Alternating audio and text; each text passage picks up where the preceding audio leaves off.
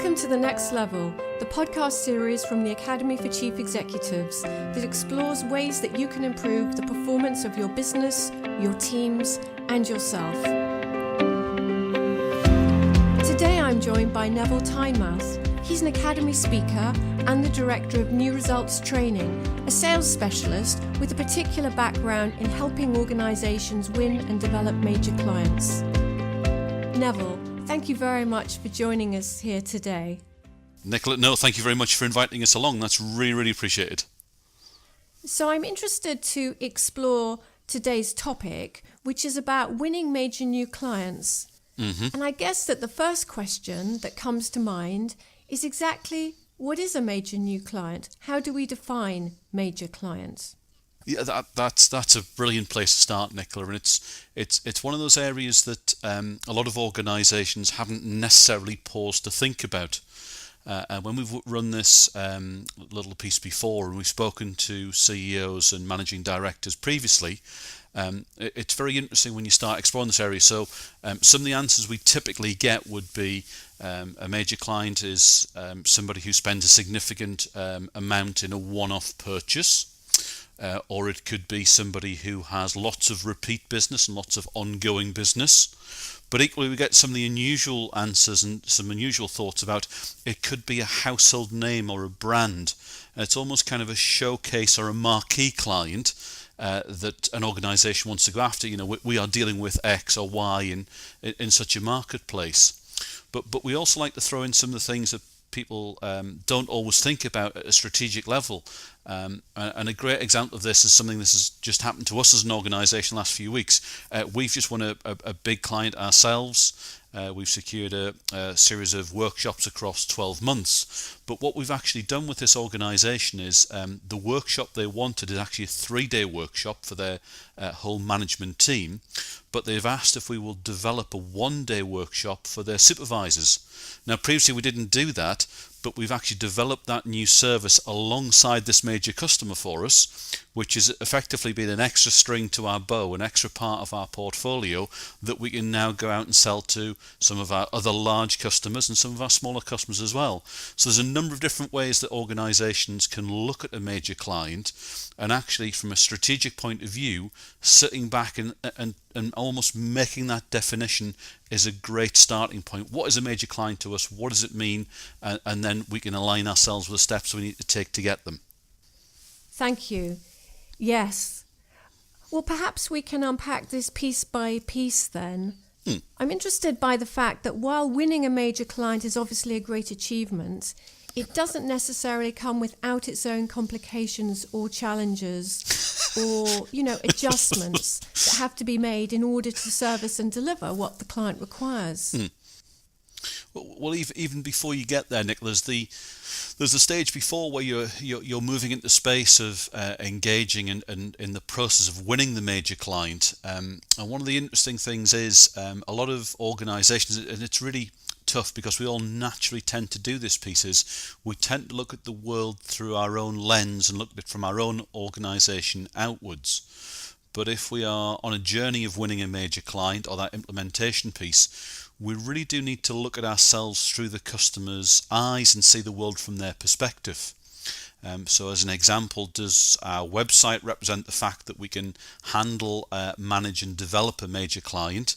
The social media channels that we're using, the blogs we're putting out, the people that we're putting in front of these potential major clients, do they represent us well? Do they reflect the fact that we can manage this major client? Because if we start looking at the world through the customer's eyes, we start spotting some potential gaps. As a tiny example, let's pick something like our terms and conditions. Do our terms and conditions lend themselves very clearly to a major client engagement, or have they been written to deal with small businesses or SMEs, and do they need adjusting accordingly? Equally, things like the account management strategy, whereas lots of small customers can be managed relatively easy by an existing business. Do you need to sit back and have a look at your ongoing account management and account development strategy to say, landing this major client is one thing, but that transitioning to in life and continuing to deliver that great product or service and developing the account and that potential strategic partnership, let's even say, have we looked at everything from their perspective, and are we doing all the things that they would expect of a key supplier? Yes, indeed. That's interesting. The whole thing about winning a major client is that it's also going to have an impact on other clients that you already have. And there can sometimes be a danger that the other clients may get overlooked or don't get the same amount of attention they received previously. Is this something to take into consideration when thinking about pitching for and or winning or bringing on a major new client? Yeah, absolutely. And I'm just reflecting, I finished what day are we today? We're a Wednesday today. I finished a 2-day workshop with a group of senior folks and business leaders just last week.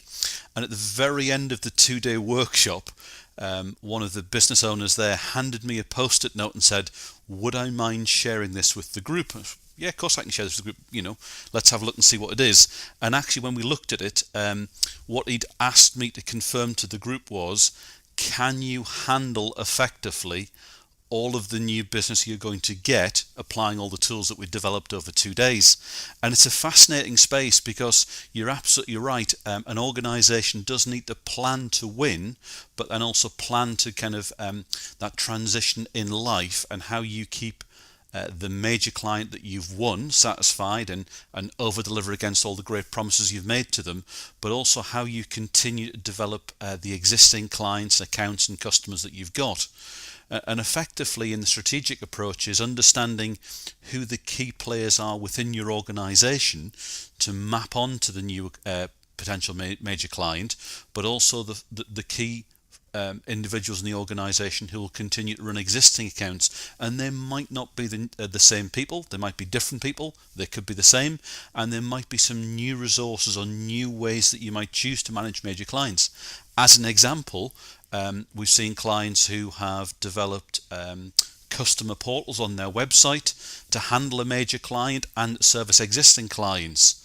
And the nice thing is the additional revenue from running this major client paid for the technology to allow this customer portal to be developed because it costed into the whole process of running this major client. But all customers benefited from the fact that now they had a digital communication link with their supplier. So it needs to be looked at from both perspectives. How are we going to manage this new client coming in, and what are our plans for the people and the technology and the communication and the ongoing development of the business in those both strands. Goodness, yes, lots of things to take into consideration, but thank you, such succinct and interesting points there. Perhaps in conclusion, you could tell us a little bit more about different ways in which people can go about approaching these larger, major clients in contrast to what they would do normally. Okay, I think that's a really interesting point, and this is something that a lot of organisations from both a strategic and an operational level fail to focus on. And if I kind of position it a slightly different way, we take a very different insight to this piece. So as a chief executive or a managing director or a senior person in an organisation, a lot of people are very familiar with the concept of sleepless nights. And what I define by sleepless nights is that kind of 4 a.m. moment where you wake up and you've got either something so exciting it's keeping you awake, or something so significant in your organisation that it's forcing you to be awake and really focus on these things. And I know from the Academy groups that this is a really important thing to get out and share. And what we encourage people to do at a strategic almost kind of people connection basis is when looking at a major client, when dealing with their senior team, understand what their sleepless nights might be. So we use a model, and the sleepless nights is the fourth element to the model. There's 4 stages: the significant issue, event, pain or change that the organisation might be going through, the access to funds that the organisation has, the purchasing or procurement process an organisation goes through, and the final part is the sleepless nights element. Now, if you think about it from a chief exec or an MD or a senior manager's position, if somebody really taps into and understands what keeps you awake at night, be that a positive or a negative thing, and helps you either move away from that pain and move towards the goal that you've got that's keeping you awake, all of a sudden you get a very different buy-in, you get a very different link with the potential supplier. Now, for a normal customer, it's very difficult to get this level of detail and get this level of emotional buy-in. But with the larger organisations where you are going to invest time and resources and people, actually understanding and appreciating from the other person's point of view what keeps them awake at night, and then explaining how your product or service or solution helps to reduce or minimise that sleepless night for them, is really a differentiator in terms of getting their emotional buy-in and moving a major client forward to a point where you can win them. Really interesting stuff, Neville. Thank you very much for that. No, thank you for inviting me along. That's really appreciated. So today we've been speaking to Nevil Tynemouth, who's an Academy speaker, and he's been sharing his insights on how to win major new clients.